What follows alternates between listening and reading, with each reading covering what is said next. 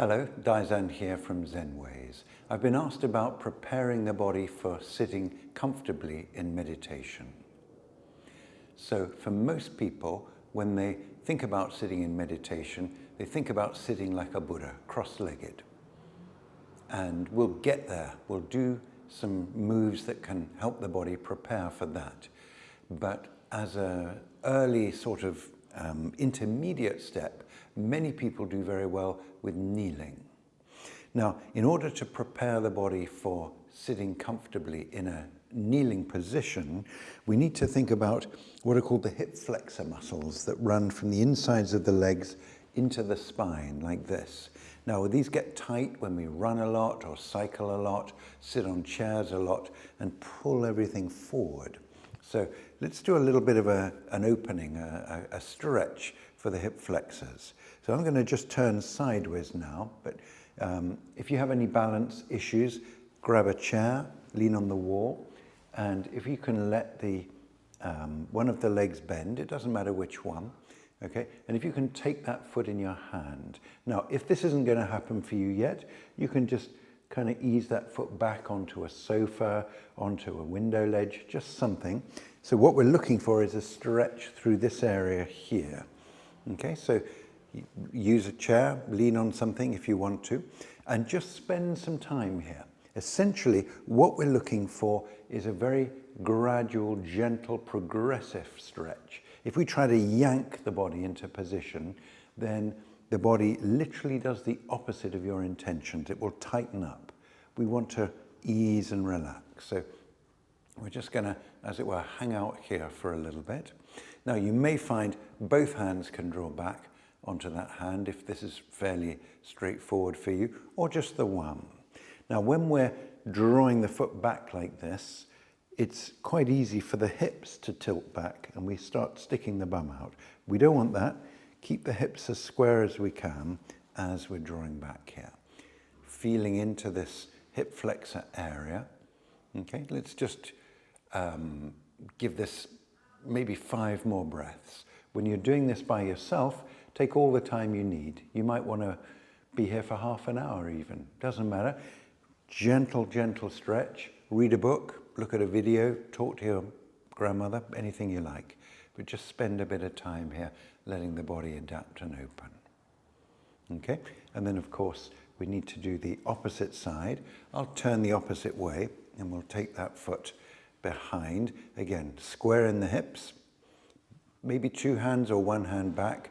Support your balance if you need to. Just take some time, just letting things stretch and open. Don't be surprised if one side is considerably tighter than the other. Most of us are fairly unbalanced. Maybe if you've played a lot of football using a very right-footed kind of approach, or various other ways of using the body asymmetrically, the body responds to all of this. We want to, in our preparation work here, in our movement work, we want to move the body towards a kind of a condition of balance. But it may be that you need to spend longer on one side than the other in order to do that. Now, also holding the foot like this is not only putting a stretch through the front thigh, the hip flexor into the trunk, but also a little bit of a stretch around the ankle as well. And that's typically quite useful as well for this kind of kneeling meditation position, seiza, as it's called in Japanese. Okay, so let's target the same areas, but in a slightly more intense way. So if we come down into kneeling here, now if you be straight onto the camera, but I'll turn a little bit on a diagonal so you can perhaps see a little better. So if we've got perhaps our right knee forward and just extend back through the left leg, this kind of position here. Okay, now you may just in this position initially feel a beginnings of a stretch into the hip flexor area there. You may find that you're actually fine to come up onto your knuckles. You may find you can come onto your fingertips here, perhaps your hands on your front thigh, or even on the hips, just wherever's good for you. But we're looking for that sense of a gentle, not forced, pleasurable kind of stretch into the hip flexor here. This is actually quite a good move for opening up the front body as well, so which helps in our sort of comfortable, relaxed, upright sitting position. Okay, so just spend a bit of time here. Let's do 5 more breaths in this position.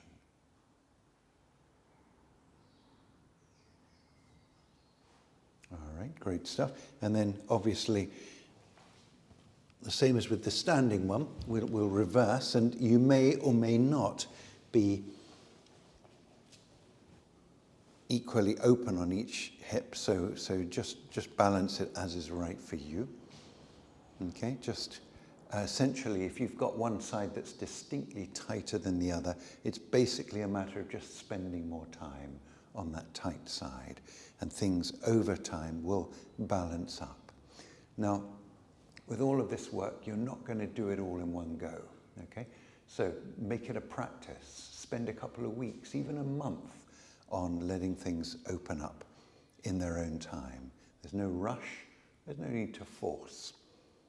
The more measured we are with this kind of thing, typically, the more sustainable the results tend to be. Now, you can treat holding these positions as a meditation in themselves. Be mindful of the sensations that you can feel. Be present with your breath. Let the thoughts, the feelings come, go. Sometimes, particularly in the hips and these kind of areas around the lower trunk, there's emotional stuff that gets trapped into the muscles. So if any of that stuff kind of comes up, release it, just letting it come and go. Better out than in, as I find myself quite frequently saying. All right, so we've spent a little bit of time extending back there. And so this front thigh, hip flexor area is a key one when we're kneeling. Another key area is the front of the ankle here. Now, essentially, we're putting a stretch in the position into the front of the ankle. Many people are a little bit tight here. So we'll actually have a little look at the getting into the position and some things we can do as intermediate steps here. So perhaps, Alex, if you could just pass me over some meditation equipment. Lovely. Thank you so much. So we need to be mindful, careful with the knees. And part of that involves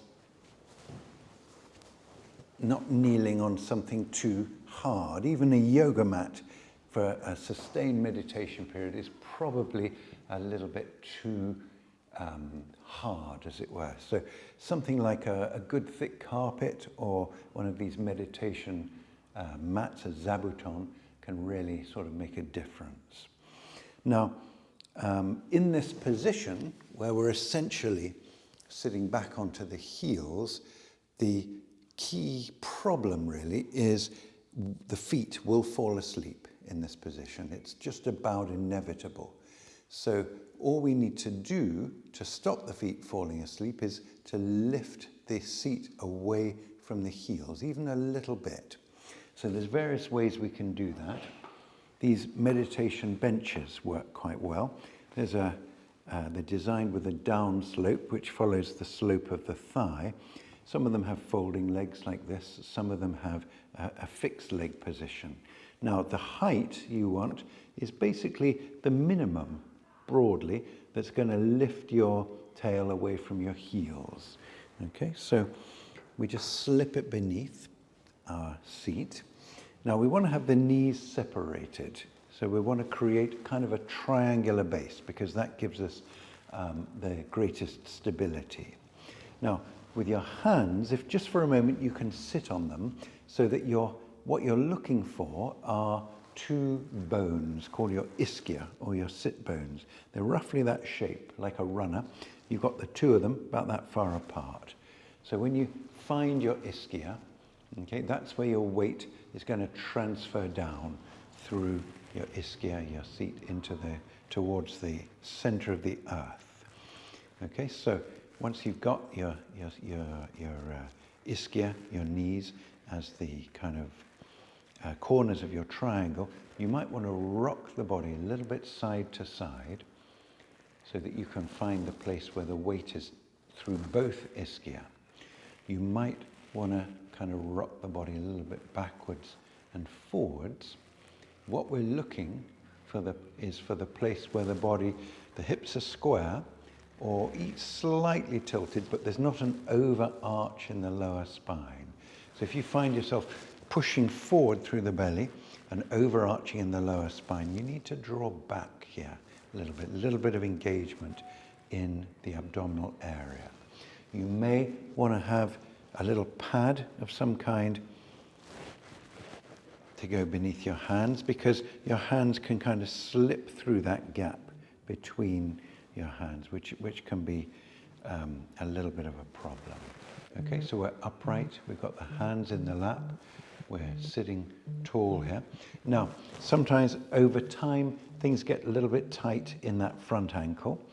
Now, when you've got a little bit of a lift, like provided by one of these zabutons or sitting pads, you can actually sit back a little bit so that the foot goes over the edge. So there's a little bit less of a straight ankle and a little bit of a bend in the ankle, which reduces that sense of stretch in the ankle, just while we're getting familiar with the position. Now, you may have one of these sitting benches or order one up. They work very well for many people. There's one thing to be particularly aware of, and that is the fact that many of them will arrive without any kind of padding. Now, your sitting bones, your ischia, don't do well against just hard wood. They're quite delicate and they can get inflamed, and it makes life complicated, and they can be quite painful, and sometimes they can take quite a while to get better. So you don't want to get just that sort of inflamed quality from sitting on a bare bit of wood.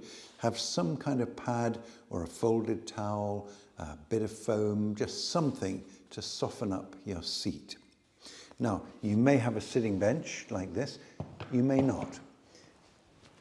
Some people prefer, actually, to use a cushion.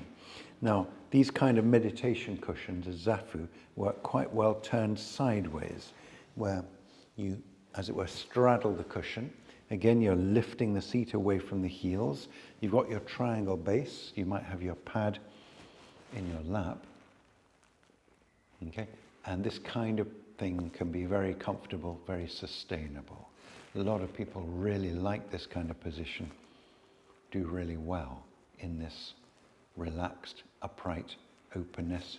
Got a really nice grounded sense, and it doesn't involve a requirement for a particularly intense opening in the hips.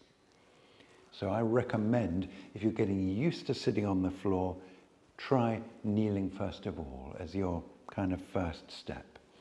If this works for you and you find this sustainable, comfortable, then you might want to progress into cross-legged.